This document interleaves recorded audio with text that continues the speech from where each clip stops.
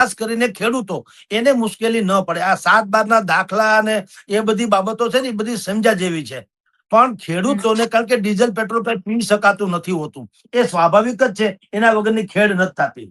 તો વિકલ્પ મેં તમને કીધું તેમ, યા તો એને એક તો પેલી વખત છે કે જે ઉદ્યોગપતિઓ જે છે, જેટલા મોટા મોટા જાયન્ટ કંપની છે ઉદ્યોગોની, બેન મેં ઘણી વખત એવા સુઝાવ આપ્યા છે કે મેં તો 10 જ કંપનીના નામ શાયદ ગઈકાલે તમારી ચેનલમાં પણ આપેલા, એટલે હું રિપીટ નથી કરતો, પણ મારો કહેવાનો આશય એમ છે, આ દેશમાં એવી સેંકડો કંપનીઓ છે, 10 મેં 10 ના નામ આપ્યા હતા, જેની નફો કહું છું, નફો 80,000 કરોડ થી લાખ કરોડની વધારે છે.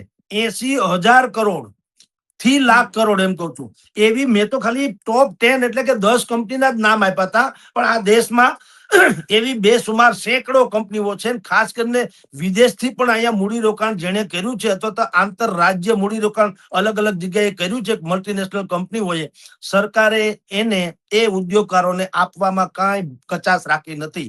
એને હાવ સસ્તા ભાવે જમીન, એને બાકીનું બધું ઇન્ફ્રાસ્ટ્રક્ચર માટે તેની વ્યવસ્થા, એને રોડ થી માંડીને લાઇટ કનેક્ટિવિટી થી માંડીને મોબાઈલ કે ઇન્ટરનેટ કનેક્ટિવિટીના લગતા બધા સંસાધનો, એને સસ્તામાં સસ્તી લોન, લાંબા ટર્મની લોન, અમુક તો સબસિડી જેવી, આમ અનેક પ્રકારની રાહતો કે છૂટછાટો વગેરે આપી ત્યારે તેઓ શ્રી અહીંયા મૂડી રોકાણ કરવા રાજી થયા છે.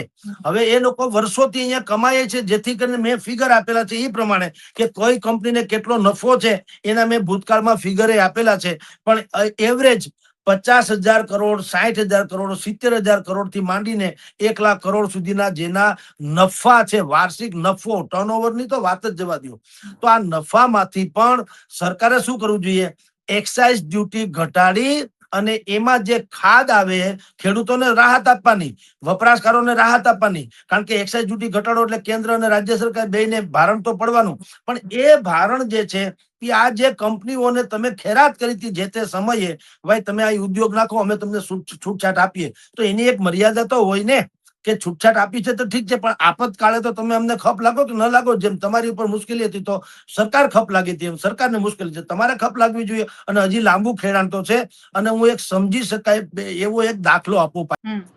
અત્યારે જામનગરમાં એશિયાની સૌથી મોટી પેટ્રોકેમિકલ જે રિફાઇનરી છે મુકેશભાઈ અંબાણીની છે, બાકી Nyara petrol pump, Nyara company પણ ત્યાં આવી છે, બાકીની કંપનીઓ પણ ત્યાં આવી છે, અને ક્રૂડ ઓઇલને રિફાઇન કરીને વિશ્વભરમાં મોકલે છે, રાઈટ?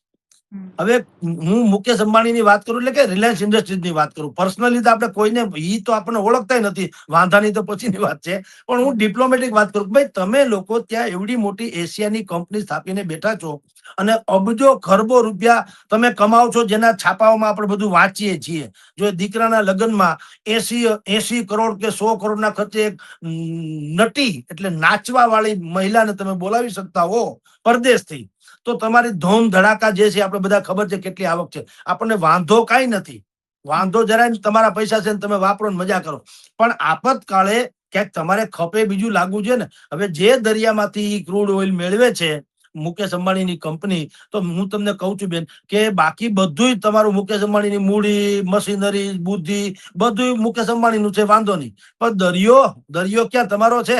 દરિયો ગુજરાતનો નથી, તો દરિયો છે તો તમે આ કાઢી શકો છો ને, બાકી તમે શું કરો, રણમાં ખેતી થોડી થાય.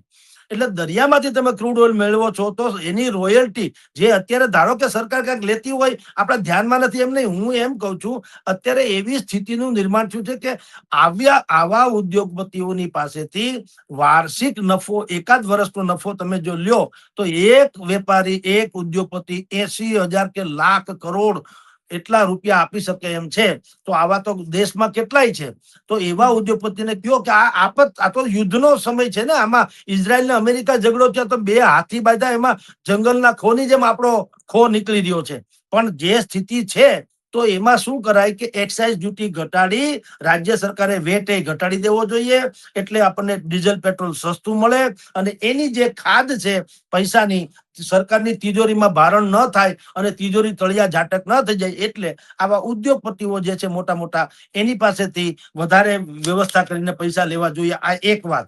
ઉપાય નંબર 2, ડાયરેક્ટ ટેક્સ છે ને એ વધારવા જોઈએ. જો ડાયરેક્ટ અને ઇનડાયરેક્ટ આપણે બધા જાણીએ છીએ. જો ડાયરેક્ટ અને ઇનડાયરેક્ટમાં હું ને તમે બધા આવી જઈએ. તમે ને હું 5 સાબુ જે છે 20 રૂપિયાનો લઈએ છીએ, એની પ્રોડક્ટ એટલે કે એની ઉત્પાદન કિંમત જે છે ને એ 5 થી 6 રૂપિયાની હોય. બાકીના જે 15 રૂપિયા મોંઘા આપણે લઈએ છીએ એ ટેક્સને કારણે લઈએ છીએ. અલગ અલગ પ્રકારના ટેક્સ એમાં ઉમેરાય છે. એનો અર્થ એવો છે કે બધા જ લોકો ઇનડાયરેક્ટ ટેક્સ તો ભરે જ છે, એમાં કોઈ છૂટકો નથી.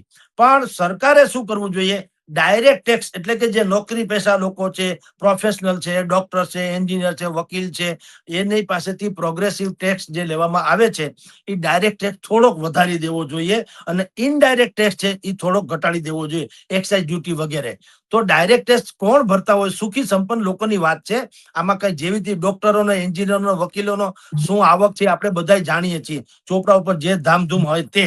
તો જે બાકી આ જો વ્યવસ્થા કરવામાં આવે પછી કોર્પોરેટ ટેક્સ જેને કહેવામાં આવે કે તમામ જે પ્રાઇવેટ લિમિટેડ ને પબ્લિક લિમિટેડ કંપનીઓ છે એને પણ થોડીક એની પાસેથી પણ ડિમાન્ડ કરવામાં આવે ભાઈ તમે થોડોક વધારો. અને બીજું કેપિટલ ગેઇન ટેક્સ એટલે કે જે લોકો પોતાની પ્રોપર્ટી વેચીને, સોનું કે સંપત્તિ કે ઈ વેચીને જે લોકો અત્યારે પૈસા બનાવે, તો થોડુંક એમાં પણ વધારે કરવું જોઈએ. તો સામાન્ય અને ગરીબ કે મધ્યમ વર્ગના લોકો જે છે એને મુશ્કેલી ઓછી પડે. અને આ બધા ખેરખા છે, એને નફામાંથી નુકસાન છે, એને કઈ મોઢામાંથી કોળીઓ છીનવી લેવાની વાત નથી.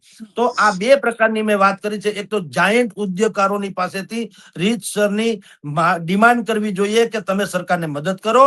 અને બીજું મેં તમને કીધું તેમ ડાયરેક્ટ ટેક્સ જે છે એ, પછી કોર્પોરેટ ટેક્સ અને કેપિટલ ગેઇન ટેક્સ જે છે એમાં થોડી થોડી વૃદ્ધિ કરી અને જે એક્સાઇઝ ડ્યુટી ઘટાડીને ડીઝલ પેટ્રોલ સસ્તું આપવાની ગ્રાહકોની વાત છે, એના પૈસાની ભરપાઈ કરવી જોઈએ.